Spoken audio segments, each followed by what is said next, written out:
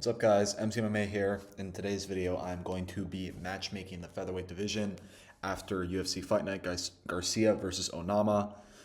There's like no fights booked in the top 15 right now, so I figured that now would be a good time to kind of clear up some of that confusion. And just to be clear, these are my picks for the fights to make. These are not necessarily what I think is the most likely outcome because given some of the rumors that we've heard from Dana and other MMA insiders, the matches that might be made for the division are not necessarily the ones that make the most sense, like the rumor that Volkan Diego Lopez are going to rematch, which is the stupidest shit ever. The only thing that's dumber than that would be giving Yair Rodriguez a title shot, which is also still appears to be a possibility. But yeah, there's zero fights booked. The division needs some clarity, so I figured I would do that. All right, first fight I've got is an unranked scrap between Chepe Mariscal and Pat Sabatini. This one has already been announced. It got announced like a week ago, I believe. I can't remember if this one's going to be on UFC 322 or 323, but regardless of which pay-per-view it's on, the winner of this fight should most definitely be getting a ranked opponent next because these are both guys who are on a pretty good streak right now, and who, especially if Chepe wins, because I mean he was a guy who arguably deserved a ranked opponent already. So yeah, winner of this fight will definitely be getting a ranked opponent, and we will get into that one shortly. All right, for my first ranked fighter, this one also just got announced the other day. Number 15, Giga Chikadze is going to be taking on Kevin Vallejos. This is a pretty interesting match to make. I did not really expect them to try and push Vallejos to the rankings this quickly. He's only got 2 fights in the UFC, and I mean, he's won both of them pretty clearly, and he's a guy who's a pretty highly touted prospect by a lot of people, but this is a little quicker than I was expecting. But regardless of that, this should be a sick fight. I mean, Giga's still like a solid fighter, so if he's able to get a win over him, it'll be pretty evident that he deserves to be in the top 15. So I'm excited for this one. This is going to be on, I'm pretty sure it's the last fight night of the year. It's like an Apex fight night, like the week after UFC 323. So yeah, looking forward to this fight. All right, next up, I think that number 14 ranked David Onama should face the winner of Chepe Mariscal versus Pat Sabatini. Onama obviously just fought last weekend. To be totally frank, he looked bad. Like there's really no other way to put it.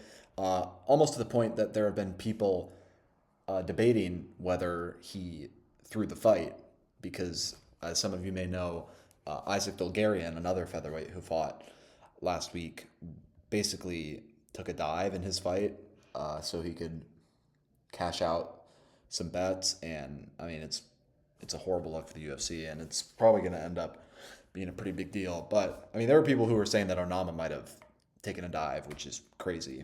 Like that's how bad his performance was. But he's not a guy. I mean, I said it in my breakdown. I said I thought Steve Garcia was going to beat him easily, and he did. And I've not been impressed by Onama's UFC career for the most part.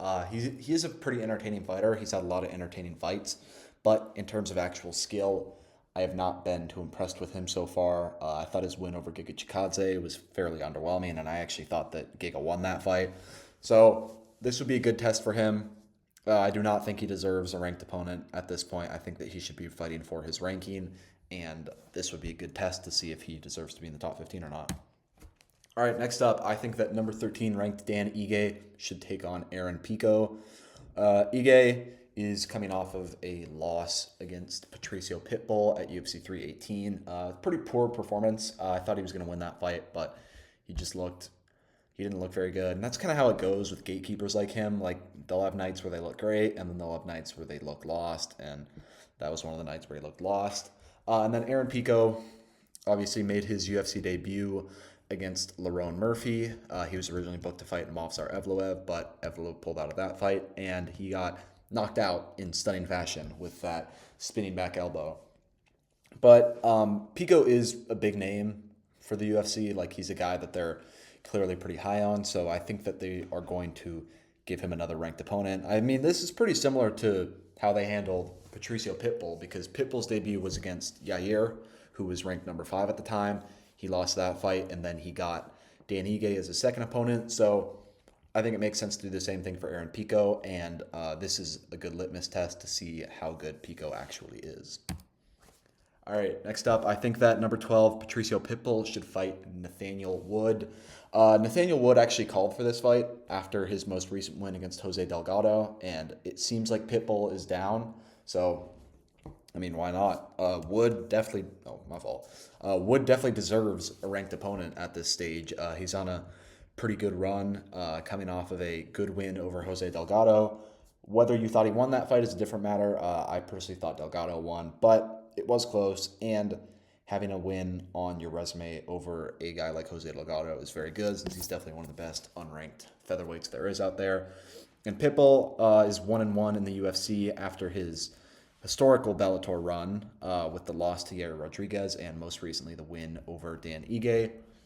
I still think Pitbull's a guy who needs to kind of prove he belongs in the rankings, like really prove he belongs in the rankings, because, I mean, like, no shade to Dan Ige, but he's a guy where if you catch him on the wrong night, there's a lot of people who can beat him.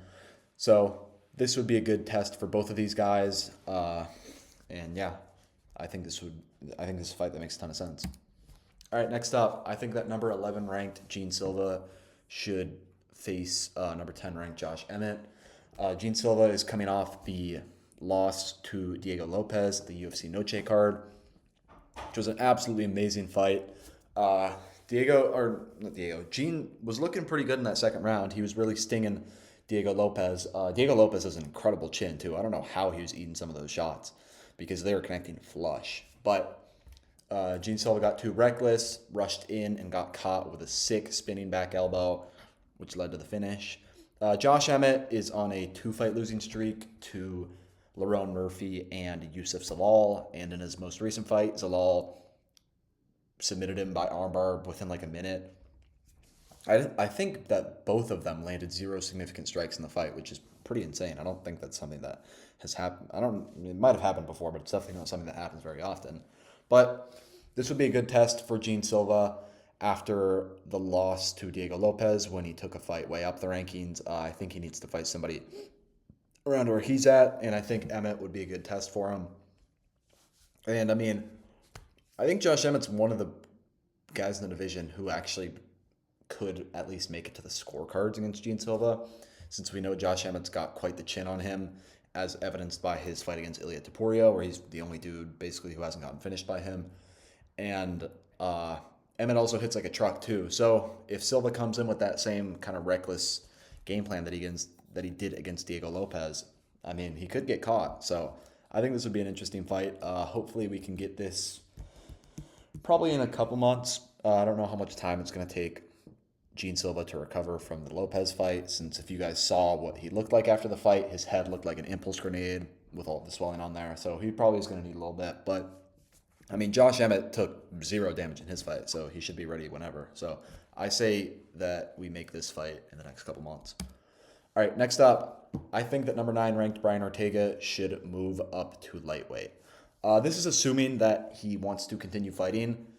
If we're talking what the best option for him would truly be, I honestly think it's to retire, because I don't really see any future prospects for him at featherweight or at lightweight, but he is only 34, and I doubt that he retires now. So I think that the best move for him would be to move up to lightweight. In 2 of his last 3 scheduled fights, he's had pretty catastrophic weight cuts, especially his most recent fight against Aljamain Sterling. He got hospitalized during his weight cut. It was honestly malpractice that they even let the fight happen, since Ortega was pretty clearly on his deathbed, but they let the fight go. He lost convincingly, which was what I was kind of expecting in that fight, but still. And he also missed weight last year when he was originally booked to fight Diego Lopez. And, I mean, he's a guy who was talked about potentially moving up to lightweight. I'm pretty sure he even said that he was going to after the Diego Lopez fight. So I say that he should. I don't think that he's going to have, like, more success at lightweight. I honestly think he's kind of fucked regardless, since he's just – the only reason he's still ranked as high as he is just because of how durable he is. Like, he doesn't get finished. But He's super slow nowadays. His striking has really, really declined. He's still got the great jiu-jitsu, but he is a guy who isn't very he's not very like offensive with his wrestling game. He doesn't have much of a wrestling game. So, I mean, your jiu-jitsu can be as amazing as it is, but it really doesn't factor in too much if you're not able to get your opponents to the ground. So, I think that he should move up to lightweight just to improve his own health so he doesn't have to keep going through that very difficult weight cut that he goes through. But unfortunately, I do not think that he would have much more success in the lightweight division. So, yeah, he's in a tough spot right now. All right, next, I think that number 8 ranked Steve Garcia should fight the loser of Diego Lopez versus Yair Rodriguez. We will get into that one later, but Steve Garcia obviously won his fight against David Onama last weekend. Amazing performance, just another amazing performance to add on to the pretty incredible run that he's on right now. He's on a 6-fight win streak, 5 of those wins coming by knockout, and the only one that he didn't win by knockout was against Calvin Kattar, who has never been knocked out, I don't think. So, very impressive run for Steve Garcia. He got moved up higher in the rankings than I thought he was going to be. He went from number 12 to number 8. I was initially going to match him up against Gene Silva, since I thought that Silva was going to be ranked higher than he was, but they moved Steve Garcia up a lot higher than I thought they would. So he's a guy who definitely deserves to fight up at this point. So I think that he should fight the loser of Diego Lopez versus Yair Rodriguez, which is a fight I will get into in a second. But the loser of that fight would probably be ranked around like number 4 or 5. So I think that one would make a lot of sense for Steve. All right, next up, I think that number 7 ranked Yusuf Salal should fight number 4 ranked Lerone Murphy. This is a fight that Salal called for after his win over Josh Emmett, and it kind of sucks for Lerone, but one of these top-ranked featherweights is going to have to get the short end of the stick, and I think it's most likely going to be Lerone Murphy, since I think he's the guy that the UFC cares about the least.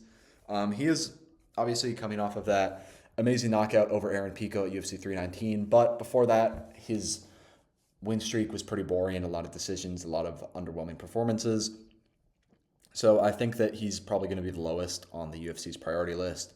And I think that I think a fight that makes a lot of sense for both of these guys would be Zalal versus Murphy. You could probably schedule this one pretty soon, since they both did not take much damage in their last fights. So I think it makes a lot of sense, and I think that the UFC should book this. All right, next up, I think that number 6 ranked Arnold Allen should fight number 5 ranked Aljamain Sterling. Arnold Allen has not fought in, we're coming up on like a year and a half at this point. I'm fairly sure that he's been dealing with injuries, but he really needs to get back in there soon. Arnold Allen's one of my favorite fighters. I love the guy, and I really want to see him get back in the octagon, since I know, and he knows too, that he's just wasting his prime years right now. And I hope that he can heal up so he can get a fight booked soon, because he has been out for a very long time. And Aljamain Sterling is coming off of his most recent win against Brian Ortega at UFC Shanghai. Very good performance from Sterling. He 50-45 to Ortega, but beating Brian Ortega at this point is not the most impressive win. And Aljo's 2 wins at featherweight are against Calvin Kattar and Brian Ortega, both of who are on quite the decline. So that I think that he needs to he did somewhat prove himself in the Movsar fight, but that was a loss. And you can only put too much stock, or you can only put so much stock into a fight that a fighter loses. So I think that Aljo versus Arnold Allen makes a ton of sense. I know that Aljo called him out, I believe, after the Movsar fight. And I think that they probably would have booked this if it weren't for Arnold Allen's injuries. So I think that whenever he heals up, which should be pretty soon, I think that they should make this fight. All right, next up, I think number 2 ranked Diego Lopez should fight number 3 Yair Rodriguez. First off, disclaimer, neither one of these dudes deserves an immediate title shot. That fucking narrative makes me so angry. I think it makes all UFC fans angry. A Volk and Diego Lopez rematch would be the most redundant, stupid title fight in UFC history. At least the O'Malley rematch against Merab. Merab had nobody else to fight. There weren't other contenders in the division that really deserved a title shot at that point. This one makes no fucking sense. I get he had a great performance against Gene Silva. And yeah, I love Diego Lopez. He's one of my favorite fighters. But a rematch against Volk. He just doesn't deserve it. Like a win over number 11 ranked Gene Silva does not earn you a title rematch. He needs one more win against a top contender, and this fight makes all the sense in the fucking world. I don't know why it hasn't happened yet. This should have been the fight that headlined UFC Noche instead of the fight against Gene Silva, by the way. I mean, these dudes have beef. They hate each other. We saw that at the UFC 314 press conference. There's no reason that they shouldn't fight each other. I don't know if Yair is still trying to hold out in the hopes that he gets a title shot, but you are not getting a fucking title shot off of a win against Patricio Pitbull. Like, what is so hard to understand about that? Yair's 1-2 in his last 3 fights. He doesn't deserve a title shot. He lost to Brian Ortega in 2024. Like, that's insane. How is that even possible? God, I mean, this shit genuinely makes me so angry. Especially Yair, because Yair's a whiny little bitch. Diego Lopez will take tough fights. I know he wants a title shot, but he will definitely be willing to fight a contender. We saw that, like, with him taking the Gene Silva fight. That was, like, the most dangerous fight he could have taken in the division. But, Yair, stop being a little fucking bitch. Fight Diego Lopez. You guys hate each other. Settle that shit in the octagon. This would be an amazing fight, too, just like the fight itself. This is such a sick stylistic matchup. I mean, Yair, as much as I hate the guy, as much as I think he's annoying, he is an amazing striker to watch. The kicks that he throws are insane. And Diego is just an absolute brawler. I mean, the guy fights like he has rabies. We know that. One of the most entertaining fighters in the UFC. So not only does this fight make total sense on paper, it would also be such a sick fight. So please, just book this fight. It makes too much sense. Like, seriously, Dana, just fucking do this. And don't give either one of these guys the next title shot. All right, last but not least, I think that the current champion, Alexander Volkanovski, should fight number 1 ranked Movsar Evloev. I mean, Evloev deserved a title shot.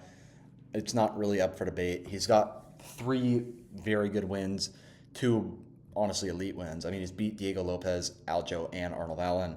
That's way more than any other contender at this point. And yeah, I know his fights aren't the most entertaining. I know he doesn't get finishes, but he's undefeated. He's beaten a number of other top contenders. Like, he deserves a title shot. And I also think for Volk, this is the best matchup for him. This is the least dangerous matchup because Evloev is not going to put his lights out. And I think this would be a very entertaining fight, too. It would be a really good chess match. I mean, Volk, he's still, even though he's athletically a little bit declined, mentally he's still as sharp as ever. So against a guy like Movsar Evloev, who doesn't have a lot of finishing ability, I think that it's a great fight for Volk, and especially for his legacy, too. Legacy-wise, like, Movsar is the best contender he could beat outside of maybe Aljamain Sterling. So I really want to see this fight. I hope that they book this one for the February pay-per-view next year, which I believe is going to be in Sydney. This is a perfect headliner for it. So make this fight, Dana. Either him or I wouldn't be that mad if Lerone Murphy got a title shot, but I think it should be Movsar. Lerone, questionable. I wouldn't be too mad at it, but it should not be Diego Lopez or Yair Rodriguez. Let's just make that very clear. So I think Evloev versus Volkanovski is the title fight that makes the most sense, and I really hope that Dana books this one. So, yeah, those are my fights to make in the featherweight top 15. I hope you guys enjoyed the video. Let me know in the comments if you agree or disagree with any of these picks.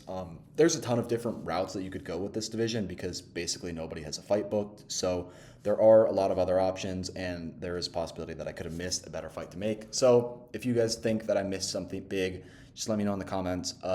Make sure to leave a like on the vid and subscribe to the channel, and thank you for watching.